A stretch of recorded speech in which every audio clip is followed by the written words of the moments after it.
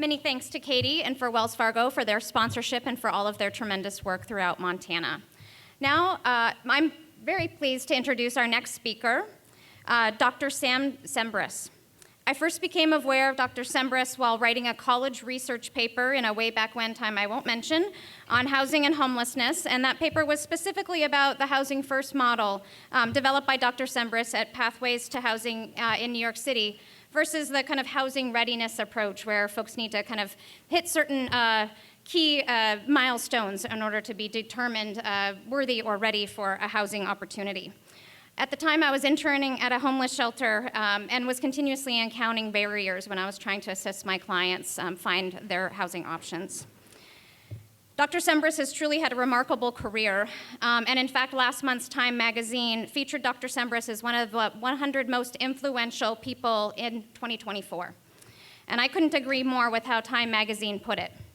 Quote, his model, Housing First, has changed the lives of tens of thousands of people and is influencing policies in cities across the US and the world. By treating housing as a basic human right, Sam demonstrated that leading with humanity is the most effective way to ending homelessness. This plenary is sponsored by Providence St. Patrick Hospital, and we'd like to thank them for their support of the conference this year. And please join me in welcoming Dr. Sam Tsemberis.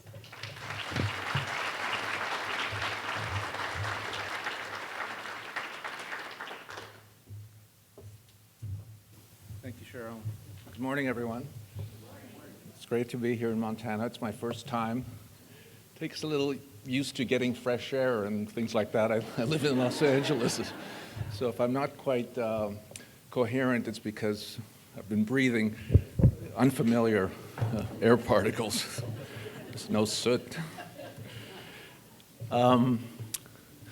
See, my presentation today is about Housing First, and it's been around a while, and it's about what Housing First is and what Housing First is not, and also are there some useful things that we have learned that could apply here to this community. How many people work directly in homeless services? Right. And how many people work in housing development and housing finance? And yes, okay, thank you. I was listening yesterday, and that was sort of my read of the room. I just wanted to make sure that I got it roughly right. Let's see. Oh, the monitor's right here. Okay. So this is what I plan to say, and I'm going to leave a few minutes at the end if you have questions. But I'm basically going to describe what the program is, and I have to do that by also contrasting it to what it's not and what we've been working with primarily, and still the predominant model, what I call traditional services, is what drives homeless services in this country and Europe and other places. How the program works, a little bit about its effectiveness, a little bit about research effectiveness, something that's not very often done in homeless programs, and then next steps and how can we use Housing First, either the program or the program principles, to address homelessness, especially chronic homelessness in our community. What is the Housing First program? It's basically a permanent supportive housing program. I know that term's used a lot because it describes different structures. Most frequently, permanent supportive housing describes one building with services on site, and the people living in the building are people who have been identified as homeless and are benefiting from a either project-based or tenant-based voucher with support services on site. The Pathways Housing First program that I'm describing uses what's called in the business a scattered site model, that it's not one building. People rent apartments from community landlords or public housing authorities, and there's a deliberate effort to have integration of people of all kinds in terms of their demographics. Certainly their finances are on the affordable housing side. So this is all about affordable housing, but it's not a building that's just for people who are homeless. We try, when we're working with community landlords, to rent no more than 10 or 20% of the units in a building. So it has a housing component typically funded by a voucher or some other permanent rent subsidy. And it has a social services or support services component. It's those two components that are sort of the structural elements of Housing First. And there's a program philosophy which is different than traditional medical model prescriptive philosophies. It's a ground-up approach that is defined by what we call client-driven or consumer-driven practices, where the people you're working with are working with the provider in partnership in terms of developing plans that affect their lives. So it's those three components that are the program. Okay. Just to kind of step back a little bit and say that, and I'm sure everybody knows this already, homelessness is a growth industry in America. I mean, if it was something on the market and we had invested in it 20, 30 years ago, we would have done as well, if not better, than we would have done by investing in real estate. I mean, it's just going up every year that we count it, and we count it annually. And the demographics look the same. It's mostly men, about 70%. Of course, minority groups, African Americans, Latinx, and indigenous people are overrepresented. Youth leaving care, and 7% veterans. But that number is slowly going down. In the last 10 years, it's been reduced by half, and I'll say more about that in a minute. But the reason I show you this, and the reason I show you this map, is that this map shows you density of where homelessness is. And it's not evenly distributed, as you can see, throughout the country. It's particularly more prevalent on the coasts, from Seattle down to San Diego and from Cambridge intermittently down to Miami.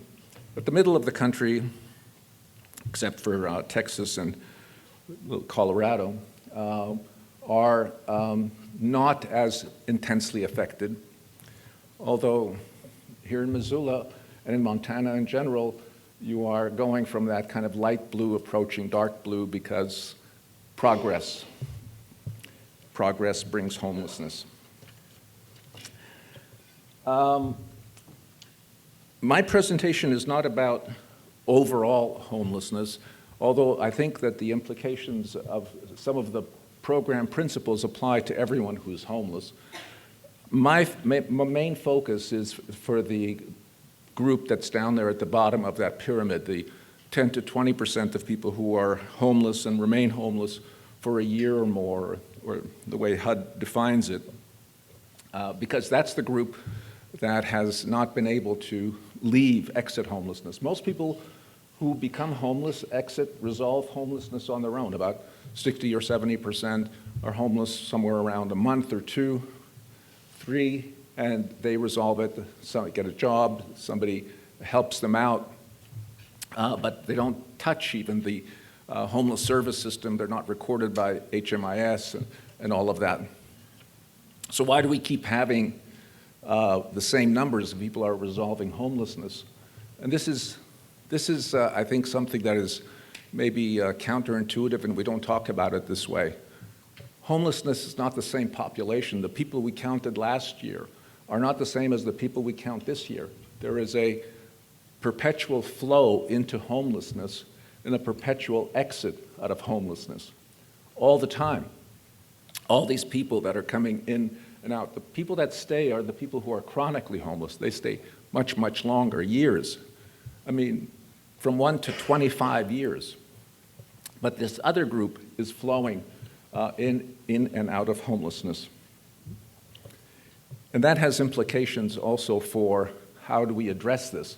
If it's not the same people, if we don't stop the flow, no matter how good we become at ending homelessness here, if we end all homelessness in Missoula today, next year around this time, we'll have just about half as many people. In 2 years, we'll have the same number again, because if there's no prevention, people will trickle into homelessness. The group that is chronically homeless, though, gets a lot of attention because they are the most visible. They are the people that everybody sees, and most of the programs we have set up since the beginning of this period of homelessness, which really has only been, it's not been forever, it's been 40 years, but still we're treating it as an emergency. And the service system we have set up, the homeless industrial complex, consists of a lot of emergency programs, shelters, transitional outreach teams, and in an effort thinking that this is just something temporary and we're going to fix it. And today, nationally, we spend $10.7 billion on the shelter industry. And that's only the industry that we have data for. There's a lot of private industry, faith-based shelters that we don't know. But we do know from what we have on record that only about half of the shelter beds are filled on any particular night. So that it's not the most appealing service. There's other emergency food, pantry, clothing, other programs like that on the charitable side, charity programs, helping those who are unfortunate. There's also enforcement programs. The police, depending on the municipality, are more or less aggressive in their arrests for people who are homeless, trespassing, drinking in public. Very easy to arrest people who are homeless or give them a citation, which they can't afford to pay, and then they get arrested and go through criminal justice. Then they have a record, and then when they're applying to Sherrill for Section 8, they're disqualified. So there's also involuntary commitment efforts, the belief that people with mental illness don't know what's good for them, or people with addiction don't know what's good for them, and we need to intervene involuntarily, which is true. I mean, if someone is severely mentally ill and a danger to themselves or others, like it would be for any of us, we would be taken to the hospital for our own good and for the safety of those around us. But these laws that are being perpetuated are way beyond that in terms of the extension of involuntary commitment. Without any housing as a remedy, by the way, people go into the hospital, they stay 2 weeks or 3 weeks or a month or more, and then they're discharged back into homelessness, and that's how it goes round and round. That's where I learned about homelessness. I was an outreach worker in New York City. I was directing a program called Project Help, which was an emergency psychiatric outreach team, taking people to the hospital, Bellevue Hospital, involuntarily, for their own good, we thought, hoped. We didn't always agree, but it was a difficult decision, and often because they had a medical problem, their feet were swollen outside their shoes, or people were coughing up blood, we knew that at least they would get medical attention, and they did. And 28 days later, they would be back on the same intersection with the same shopping bag that they had brought into the hospital with them. And this, what they call institutional circuit, which I worked in for about 4 years. I'm not a quick learner, but I get there eventually. I thought we had to do something else. We had to do something else. And what was it? We didn't really have a plan B. And the staircase is a graphic that sort of represents, I think, the difficulty of getting from the streets to a place of your own, because the whole system is set up with the belief that people with mental illness and addiction, this chronic group that I'm talking about, need to first cure their or get control of their mental illness and addiction before they can be housed, that they couldn't possibly manage housing with these issues. And so our traditional service system, I would call shorthand either the staircase or a treatment first, then housing model. And that's okay. I mean, it worked for, a bunch of people, 30%, 40%. We never saw again. But what about the others? And we had no plan B. Our plan B was created out of desperation. We sought advice from the group at Boston University. They were doing psychosocial rehabilitation, they called it. And it was the idea that we could think about mental illness and addiction, by the way, in a different way. Like, not to cure it necessarily, but how do we have people who have these conditions, which can be long and maybe even lifelong in some cases, have a life of meaning? I mean, many people struggle with chronic conditions, diabetes, hypertension, but people have a job, they have families, and is there a way that we can bring this approach, this psychiatric rehabilitation approach, to homelessness, and especially for people with mental illness on the street? And that was the plan. And to see how it worked, it was actually quite disruptive to everything we knew, because before this plan, people had to follow the steps. You go from outreach to shelter to transition, and now we were going to the street, and with this new approach, we were going to ask the person what it is that they wanted. Clearly, what we thought was good for them wasn't taking us where we wanted to go, and we thought, well, let's ask them. Maybe they have some ideas about what their life would be like. And so when we would say, would you like to go to the hospital and get some treatment? So no, but you're hearing voices. Just, yeah, I've been hearing voices a long time. I don't pay attention anymore. And what about the addiction? I've been drinking since high school. That's not my problem. Well, how can I help you? I need a place to live. Isn't it obvious? I mean, it was extremely obvious, but it was so out of our realm of possibility. So in order to deliver on that promise, we're going to help you with whatever it is you wanted. We started this thing that we initially called the apartment program, because everybody wanted a place of their own, just a small, modest place like they had before they were homeless. They were not particularly interested in going to programs that were identified as programs for the homeless mentally ill. They didn't want to be identified as living in there, because even though the buildings had no sign on them, everybody in the neighborhood knew it was that building. So people wanted just the kind of anonymity and the comfort of just being part of the community like they were before. I would say that for us, that changed the way we were thinking about programs and how to deliver services in a very radical way. Thinking about, can we go from running programs that are designed to change people to operating programs that work to serve the person, rather than changing the person to fit the program, changing the program to fit the person. What would that look like?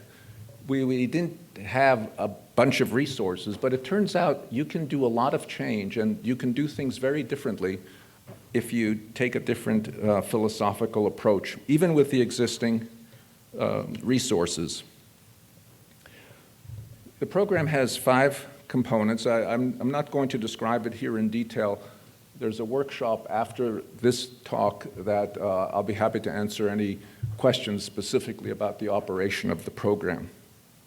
But rather than assessment, so these are the principles. Consumer choice is at the foundation of it. I would say this whole thing, this whole Housing First movement, has really started in a way that other social movements have, from the people that are most affected by it is the thing that we're trying to solve. I mean, it's really a program that was designed by people who are homeless, and I think one of the reasons it works so well is that, you have a focus group, you ask people what they want, and you give it to them, and they're participating in it happily, willingly, not with coercion, not with mandates. Choice is foundational to it, and participation Nothing about us without us is one of the mantras of the consumer movement, in fact. Separation of housing and services means that our commitment as a program is to the person, not to the housing. So that if somebody loses their housing, we still stay with them and help them find another place or move to something that's more to their skill set or to their ability to succeed. So the commitment is to people, not to the units. The services must match people's needs, means that we don't provide, the traditional mental health and addiction, although if people want that, of course we do. We'll drive people to the benefits office or to their doctor's appointments or help them grocery shop or whatever, they're like the things that people actually need. And recovery-focused and community integration I'll talk about later.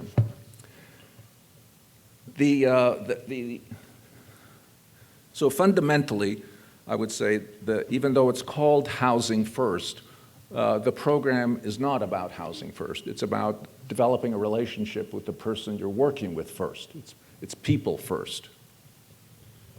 By the way, it wasn't my idea to call this thing Housing First. People would come and see us and want to visit the program, and we're explaining what we're doing. We used to call it the apartment program because we used to give people apartments.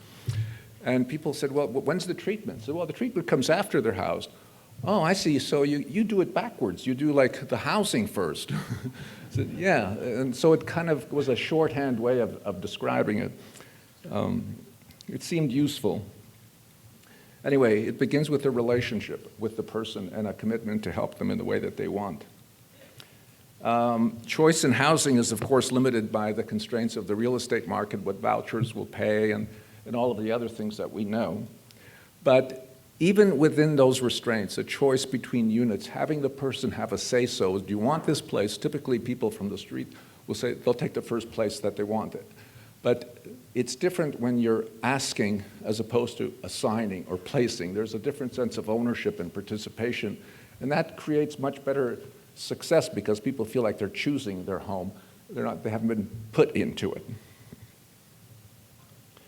The separation I've mentioned, which also includes not only losing the apartment, but if people are hospitalized or incarcerated, we meet them at discharge, and if it's not been too long, they go back to the same place or we find them a new one.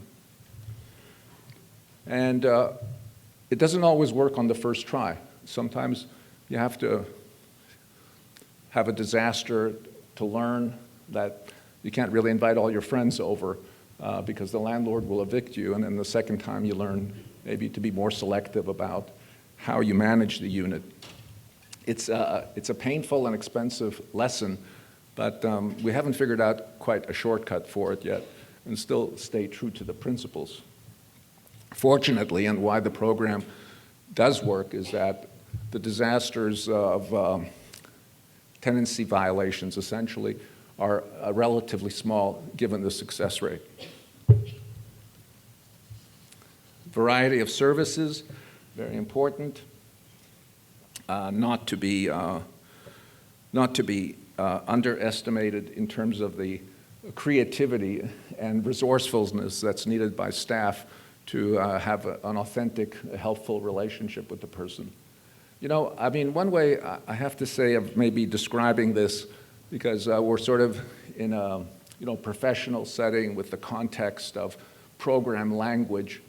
But if we just took all of that away for just a second and thought that if we had a relative who was unfortunate, was struggling with some issues and became homeless, I think each and every one of us would know exactly what to do and how to take care of them. And we would never discharge them. We would never be disrespectful to them and insist that they do this before that. We would work with them and help them get the help that they needed.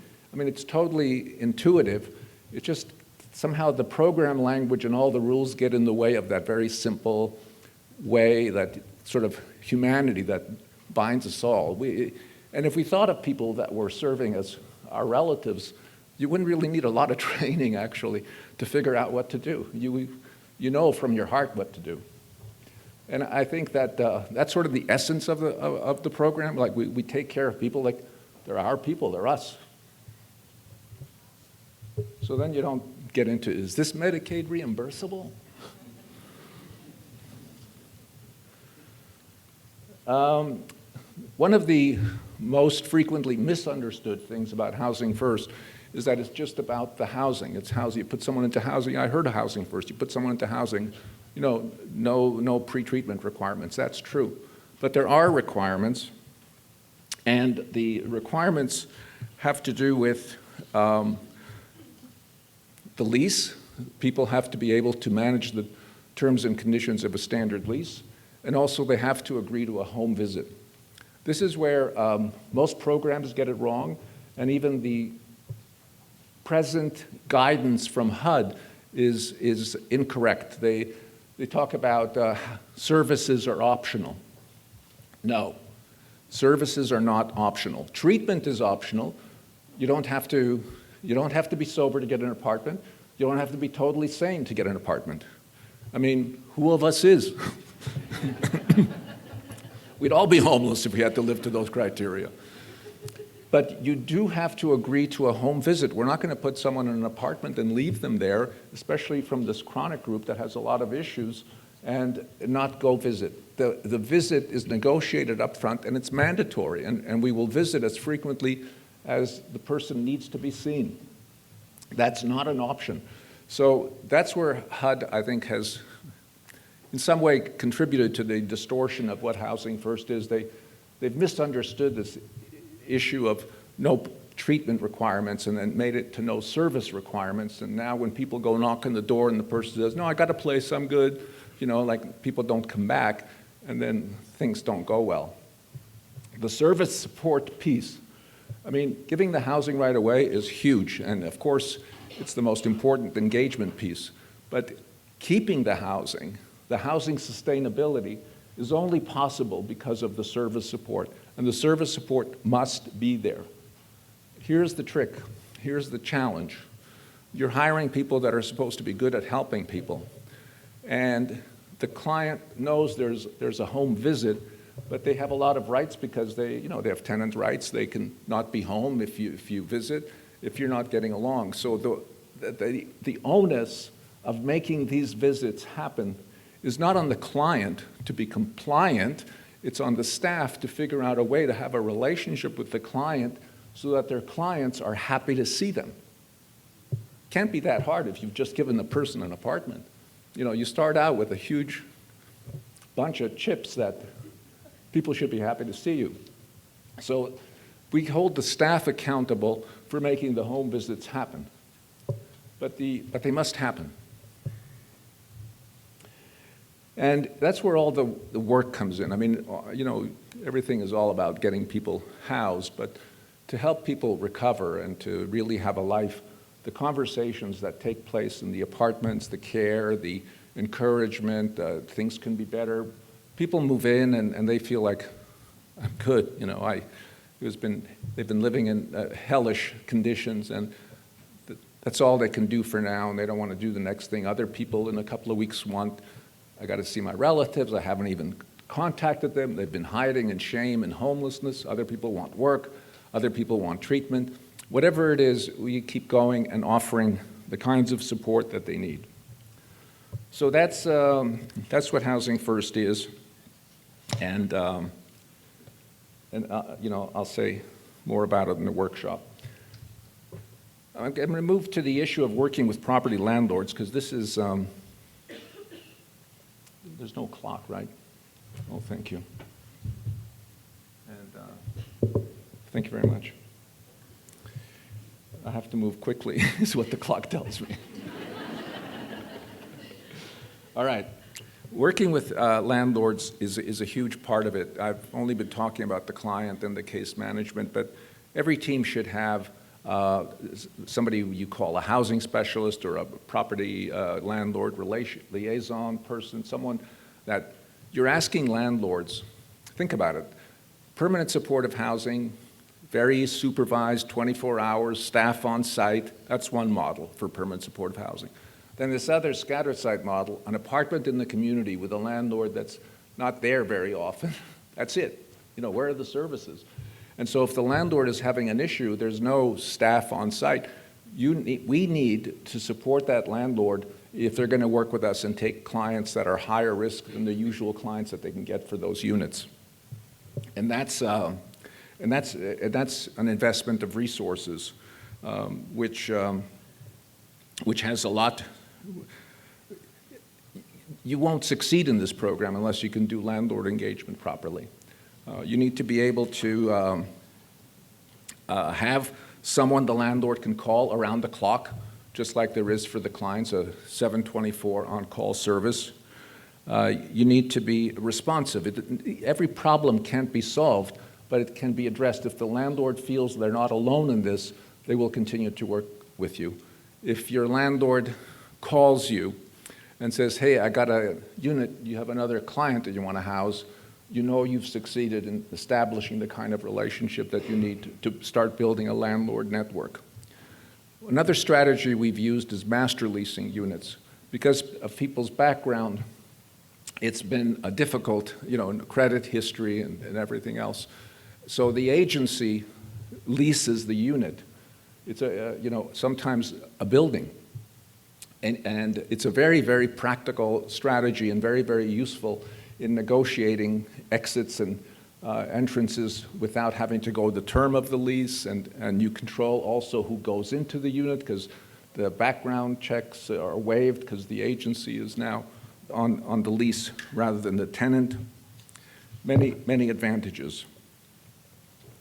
Other incentives for landlords: damage mitigation fund, vacancy mitigation fund, mutual lease termination. You want to do everything you can to negotiate either a termination or a move rather than an eviction. You don't want people having eviction on their records. And direct access to someone on the staff that the landlord can reach. If the program is operated properly, and this is what program fidelity is about, there's like a 40-item checklist about how you offer the housing, how you provide the services, how your team operates and manages all of that. If you do it correctly, there's a lot of evidence in this program. This program has been studied in randomized controlled trials, which are pretty unusual for a social services study. But the initial trial showed an 84% housing retention rate using Housing First over a 3-year period, I believe that shows, versus a 35% housing retention rate for standard treatment. So it's not just a little bit better than standard treatment, it's at least twice as good as standard treatment. It's a huge difference in the number of days, months, and years people spend housed as opposed to homeless. Probably the single best example in this country of a Housing First implementation at large scale is the HUD-VASH program. How many people have heard of HUD-VASH? Oh, yeah, good. So HUD-VASH, as you know, 56% reduction from 75,000 down to 35 or so, and still being driven down as more vouchers and more cities are using the HUD-VASH program, based entirely on Housing First principles. Over 100 cities now have ended veterans' homelessness.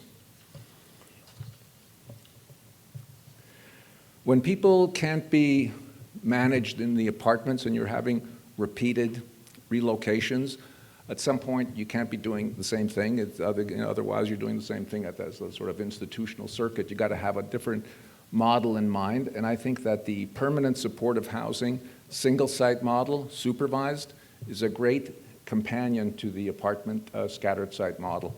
Because, either, directly, some people might want to live in a building that's supervised because they're often in much better shape than the rental, but most people choose the scattered site. But if they don't succeed after a certain point, choice has to be restricted to, you can take this or nothing, we're not going to try this again now for the nth time. And N is defined by the degree of hope for change that the program has for the person. Could be 3, could be 7, could be, whatever you decide. It depends a lot on the relationship. So Housing First, not only home services. One of the things that often comes up, I just heard this in another city, we tried Housing First here, it didn't work. Well, how did you do it? Well, we had this building downtown. It was like a hotel. We renovated into these small studios, put everybody in the hotel that was like the most frequent users of police stations, addiction and treatments. And we had one case manager there from 9 to 5, Monday through Friday. And the place was a disaster. The police were there more than the case manager. And it's like, so we tried that Housing First thing. It didn't work here. Is that Housing First really? And the extent to which you don't do the program fidelity is the extent to which your housing retention rate is going to be affected. If you do it poorly, you're not going to get the 80 or 90% housing retention rate that we know this program can deliver. Another myth about, I think, it's not about Housing First, but about homelessness in general, is that it's only about people who are homeless, and that's just not the case. It affects all of us. Let's just revisit for a moment this map. And there's this excellent book by Greg Colburn and Clayton Aldrin, 2022, called Homelessness is a Housing Problem. And what they looked at national data, national Medicaid data for treatment of mental illness and addiction. And they looked at housing, homelessness, rental across the country. And they were trying to correlate homelessness with the things that we typically believe, mental illness and addiction. Well, there's like somewhere between 14 and 16 million people receiving treatment for severe addiction and mental illness in this country. Only about 1 million are homeless, 563,000 actually. There's no correlation between mental illness and addiction. It turns out, just like we know from our families and friends, that people with severe mental illness and addiction can live at home if they have families and friends and resources to do that. In fact, the majority of people with these conditions do live at home. So this idea that we have this industry that looks to treat these in order to get people housing ready is just not founded on facts. The only thing that significantly predicted homelessness in their national study was the price of rent and the degree of rent burden that it has on the person on a monthly basis. So you can imagine, high rent areas, the only income the person has is either general assistance or an SSI check. There's no way that if they become homeless, that they're ever going to find their way into homelessness. So he likens it to a game of musical chairs where, there's 10 chairs and 11 people, and then the music stops and one person doesn't get a chair, and that person typically, has a physical disability or a orientation problem. They're not moving as quickly, and then that person is out. And you think, oh, this person, because something about them. No, it's not about them. It's just that we took away one of the chairs. And so it's the lack of housing that's creating homelessness, and most vulnerable are the people with co-occurring conditions. So this would be, another way of thinking about ending homelessness, continuing to do what you're doing and working hard to build the kind of supported housing that changed the rental vacancy rate from 1% to 6% here, and continuing along those paths so everyone gets a shot at an apartment first, and then they could go to more supervised settings rather than investing all of this money in emergency and treatment and then housing. We could do a lot better with an investment in the other direction. Milwaukee did this in 2018 to 2022, and they reduced the number of people who were chronically homeless on the streets from 317 to 17 in 4 years. They had the DA and the courts adjudicate criminal records. They had a resident council made up of people who were formerly homeless. They had the whole community buy into this approach, so the police were not arresting people, they were calling the Housing First team. The business community was calling outreach rather than the police. The outreach team was tied to the housing authority directly, and the housing authority was putting a priority on housing people who were chronically homeless, keeping the long waiting list, but adding another prioritization so that vouchers, people who are chronically homeless waiting 6.5 years would be dead by the time their name got called. So you need a different entrance or access to those vouchers for a group that's that vulnerable. But the entire community changed their approach and working, and that's what created the reduction in a city much bigger than Missoula, and certainly be implemented here, I think, quite effectively. Thank you.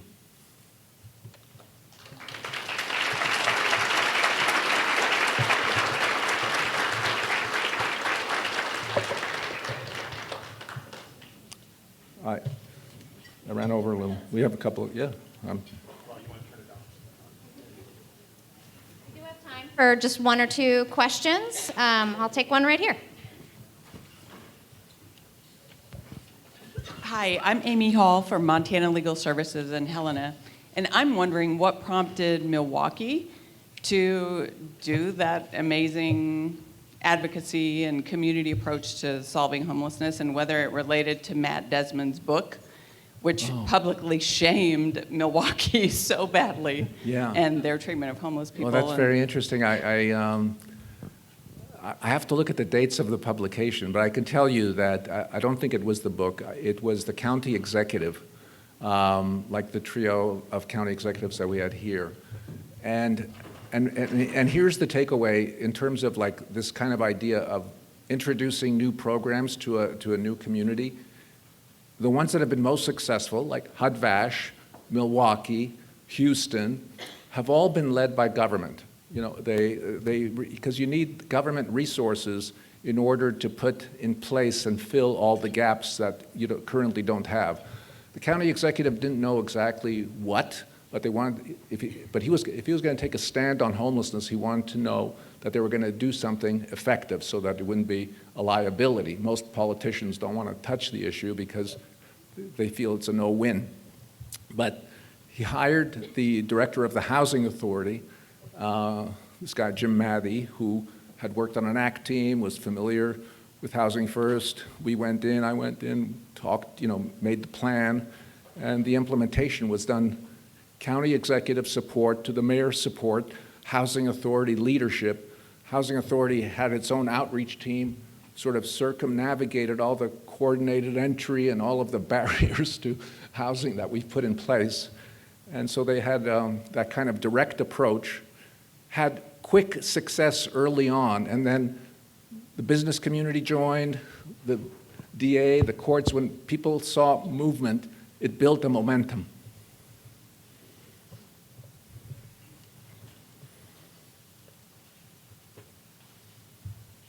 Question.